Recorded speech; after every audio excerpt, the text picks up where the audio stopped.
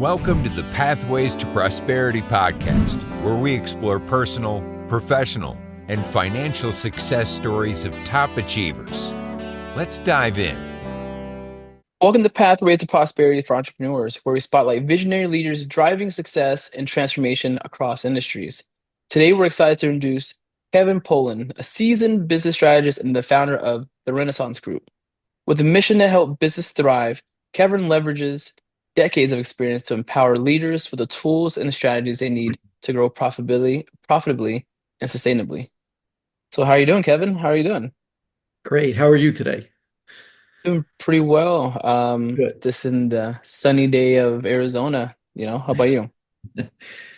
We're not super sunny in Florida, but warm. So compared to the rest of the country, we're in good shape. Yeah, there's been some crazy ice shields. Tennessee got some snow. Different states in the more northern areas are catching a little bit more than they reckon for Yeah, late January, huh? yeah. Although here we're in Tampa Bay area, we're a little depressed. Our Buccaneers lost last night. So Did see that. Yeah, I was really rooting. I was like, I really wanted them to win, but didn't seem like they could let it last, huh? no, no. What are you gonna do? This, I guess, hope for next year. Hope for next year. Huh? So, Exactly. about your company, Kevin, do you mind kind of giving like a snapshot about your business and what you do? Of course, of course. Yeah, we've been in business over 25 years, Okay. primarily doing the same thing. We're, advisors and business coaches to primarily owner-operated businesses.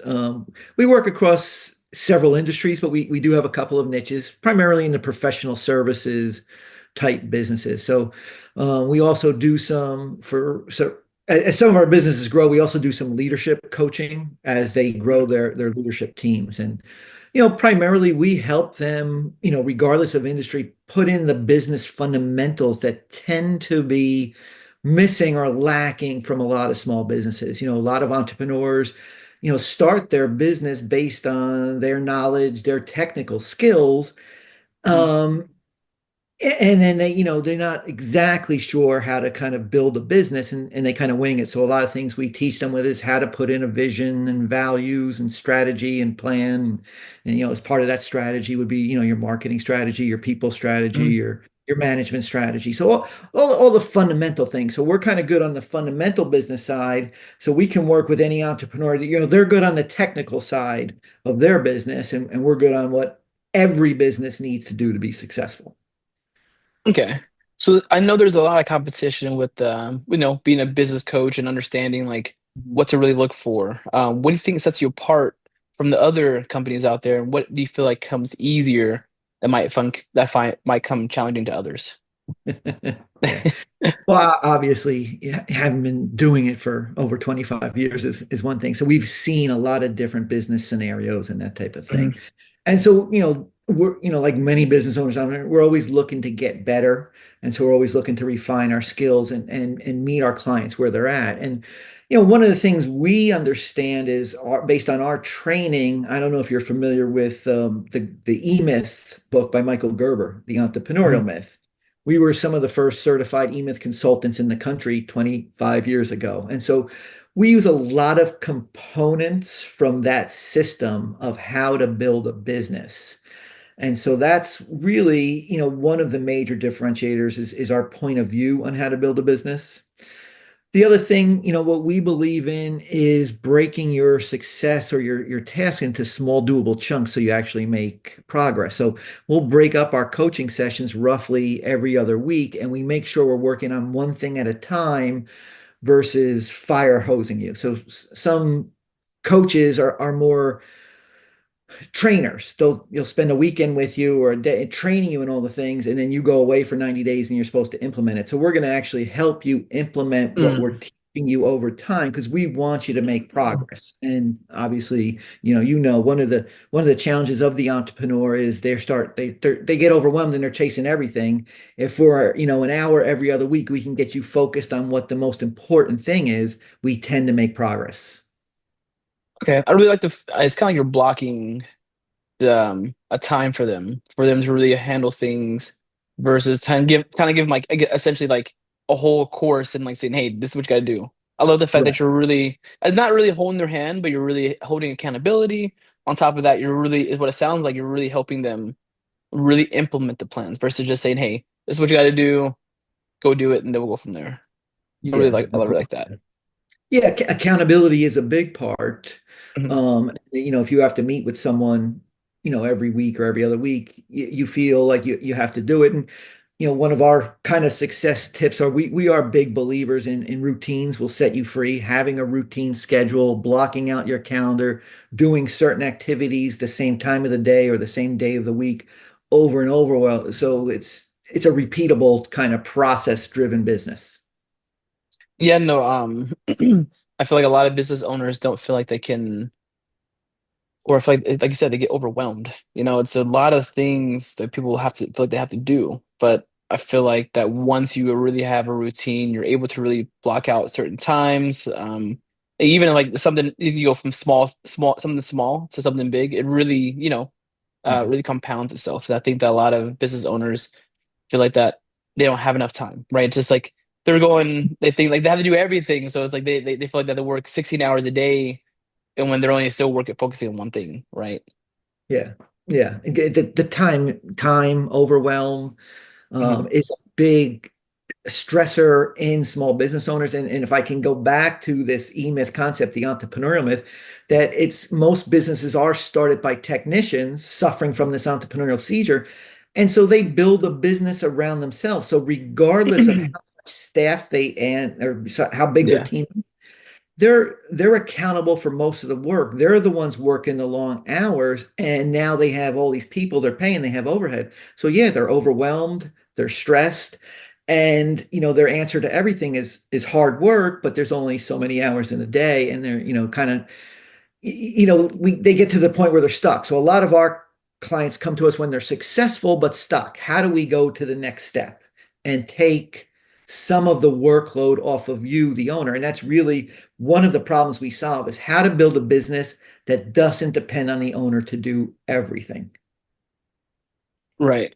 So yeah, I mean, once I mean a lot of business owners are like I have to have my phone 24/7, but it's essentially, building those teams, building those I guess you could say like those teams, but also the systems to really help them kind of if they're able to have less work on their hands, they're able to make their employees or the company more money because that's what your people buy, right? They don't buy just a product; they buy yourself. They buy what you bring to the table. Yeah, again, it depends on the Mhm. business, what you're selling. And so one of the recommendations we make, instead of selling yourself, sell your company or sell your system, your speedy service system, or Mhm. your way to implement AI or whatever it is. And because then anyone in your company can deliver it, not just you, the owner. Right. Well, so in your years of doing just loads of companies and being able to really help companies be successful, what are some tips? What are the main few tips that you give them to really help them kind of strive forward? Like, or what's some general house rules that you give them in the beginning? Yeah, obviously, starting to put in the business process and think about what is the operating system for your business. That for every department, we have a system that makes it run where most small businesses are run by a you operating system. You are the systems. Right. The hardest part for this technician turned business owner is the delegation piece. Mhm. So yes, we have to find the right person, then we have to train them, and then we delegate the work to them. We believe in documenting your delegation, holding that person accountable. Today, use some of the tools. One of the ways we like to document systems today is to record it via video, your iPhone or your Zoom. Then you run that recording of how to do something in your business through one of these AI engines, and it'll actually summarize the video for you, and then you can turn it into a checklist. So we're big believers in the daily checklist, just like you wouldn't get on a flight with a pilot unless they went through their checklist. How Yeah. how we do things here is a system, it's a process. So we want to build this process dependent business, and then we Yeah. teach the people how to run the processes. So that's the big tip is to think about how you can systematize everything and delegate the work to someone else. So speaking of delegation and being able to really show them how to implement that process, um, Yeah. in implementing the process of you building your company and able to really make it thrive and grow, like what are some of the biggest challenges you've had to overcome in your career to help really, exponentially grow this? Yeah, finding the right people, finding the people who Hmm. will follow the process. So people is almost always a big challenge. After you figure out the sales and marketing, how to get customers or clients, then finding out how to get the people to do it.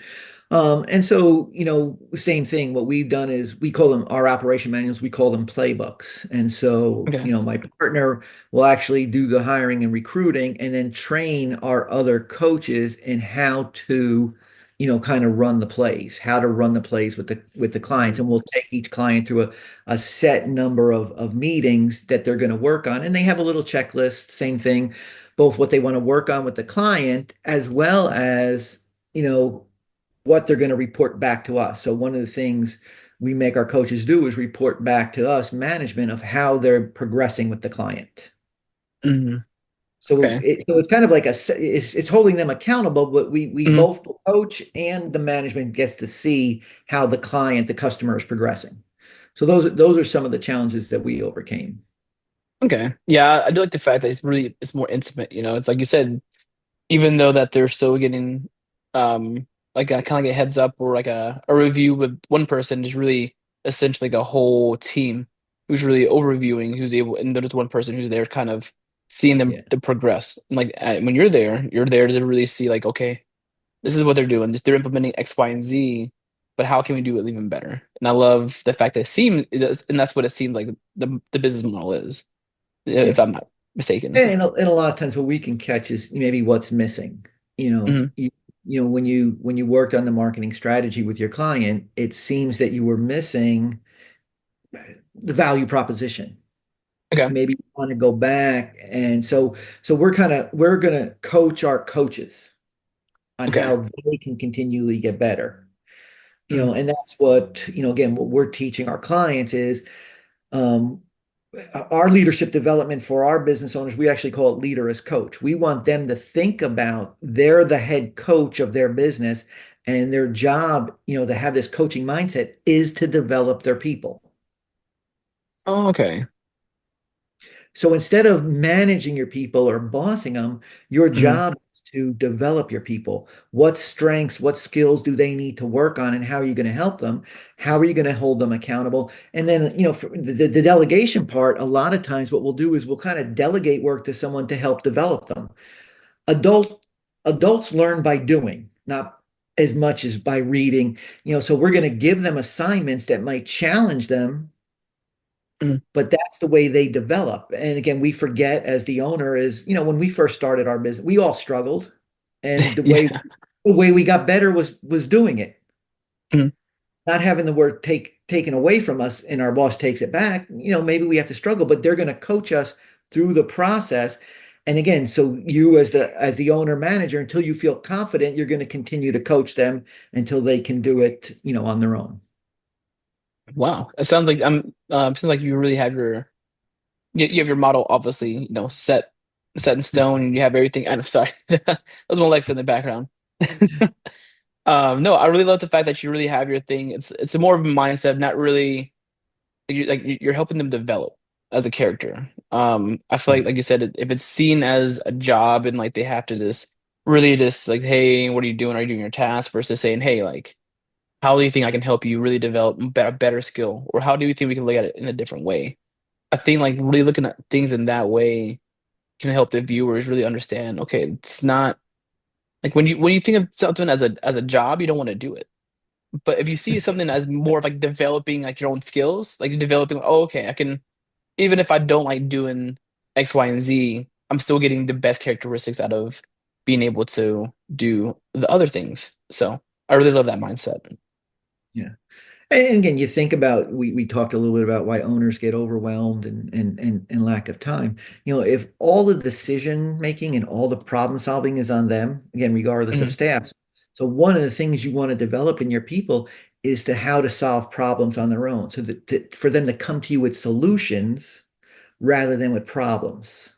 Hmm. You want to teach them how to make decisions, not only teach them, but give them the authority. So now, again, think of yourself as this owner, this entrepreneur.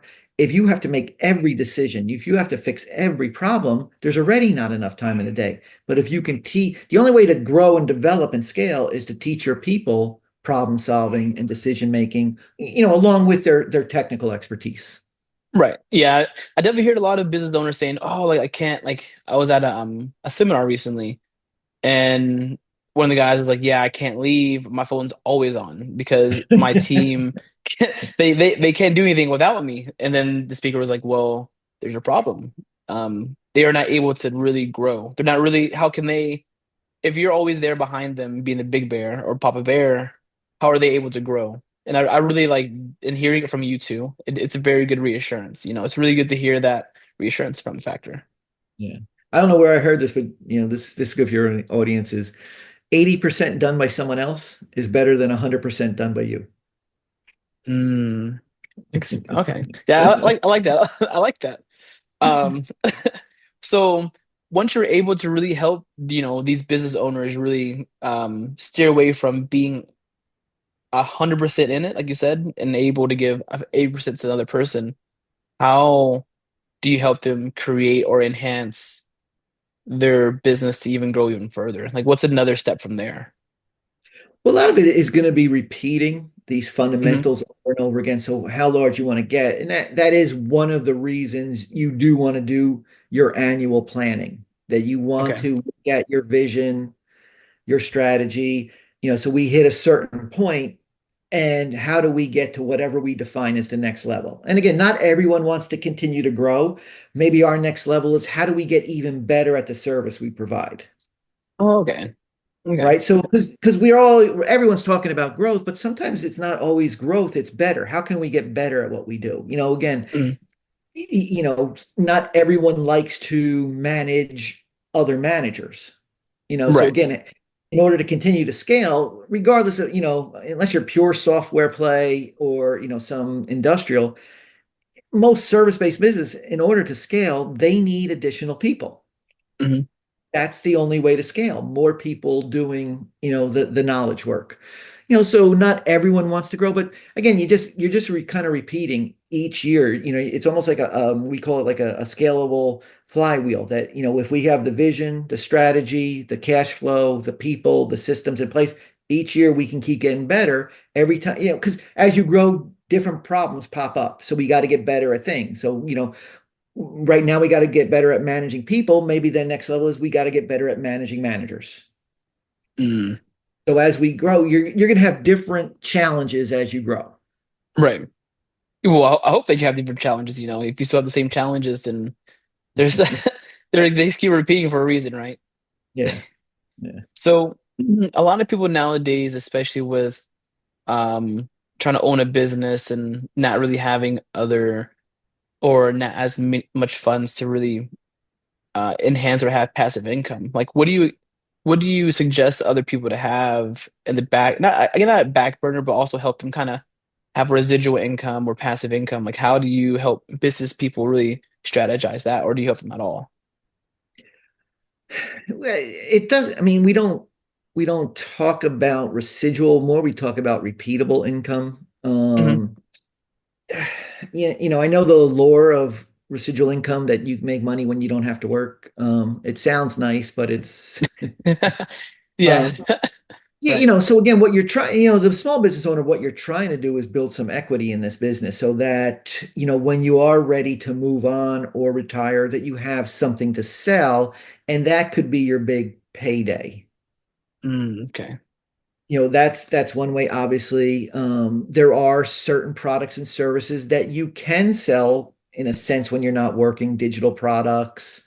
Mm, Obviously, if you're in like a SaaS company, that's software renewal, so your goal is to make sure you're helping people renew. And, once you write the program once, in theory, you don't have to do it again. I know right. everything great, but that would be the closest that we would get in residual income. I mean, I work with a lot of financial advisors and wealth managers. Hmm. They have extremely high client retention, and so they continue to get paid on the client assets as long as the client stays with them. So in a sense, it's a form of residual. You Right. know, they'll meet with the client, but once they write the financial plan and they put the plan in place, the first couple of years is maybe the heavy lifting. Then after that, it's maintenance, and so they're still getting paid the same, but Mhm. their workload is less. So I guess that's a version. Yeah, their version of having, more of like the passive. Yeah. Mhm. So as we're wrapping up the interview, are there any exciting plans you have for the next 6 to 12 months that are any exciting to tell our viewers at all? I mean, I'm excited about what's going on with all this technology, especially the AI. And Hmm. I'm trying to use it as much as possible, but trying to figure out what I can do with it in the future. Hmm. So I see it as I mean, a huge opportunity. Having said that, I'm not exactly sure. I mean, I am implementing it in my daily stuff, Right. helping with project management, helping me with, writing and that kind of stuff. But I know there's more to it. So to me, that's exciting to figure out how to use, trying to learn something new is exciting. Yeah, And no, how, I'm learning. yeah, Yeah, no, go I'm ahead. I'm learning AI too. So it's very like knowing what it can do versus what I'm doing is very it's probably I feel like that probably the like I probably know like 1%, maybe 5% of what Yeah, AI can really yeah. do. So It's like any technology. I mean, it takes a while to learn it, but I mean, I think it's exciting. I think we're gonna all of us as entrepreneurs, small business owners, are going to be able to use it to our advantage. yeah. No, definitely. I definitely use it for even for small things for like helping me book appointments. I definitely like I said with the writing aspect, being able to be a little bit better at that. I definitely feel like it has a lot of advantages. Um, I feel like it's like a double-edged sword in my opinion. Sometimes, it's a lot easier to really to put it in for like a quick notation and then but now we're using our brain less. So it's really hard to really, in my Right. opinion, do that balance. So I'm really interested to see what the So future as holds. as as real estate guys, do you use it for any analysis, like So crunching yeah. numbers? I could see it like it maybe crunching numbers and helping you Mhm. really find what the more profitable properties could be and that kind of thing. Yeah, we definitely use it for I guess you say like retention for renters. What's like the renters median. On top of Okay. that, we do about like the how many renters are they don't pay on time. We definitely put that in the AI because pretty much public knowledge is public knowledge, and Yeah, AI yeah. will go through the web and really will hone down for that. So yeah, we definitely do it for a specific location. Actually, I don't know if you heard the two one of the biggest rental players are actually getting in trouble by the U.S. government for using technology very similar, but withholding the information and driving renters up. So there's been a lot of that stuff going on right now. But yeah, kind of is a lot happening.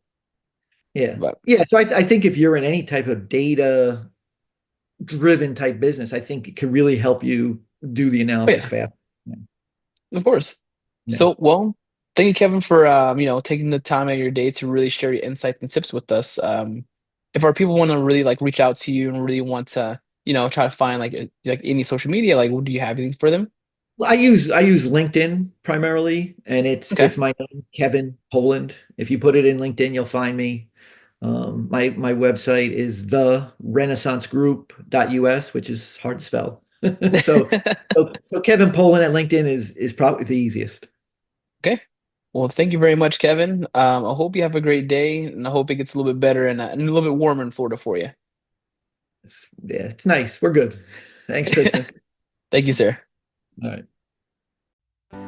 Thanks for listening to the Pathways to Prosperity podcast. Got a success story to share? Visit pathwaystoprosperitypodcast.com/guest and apply today.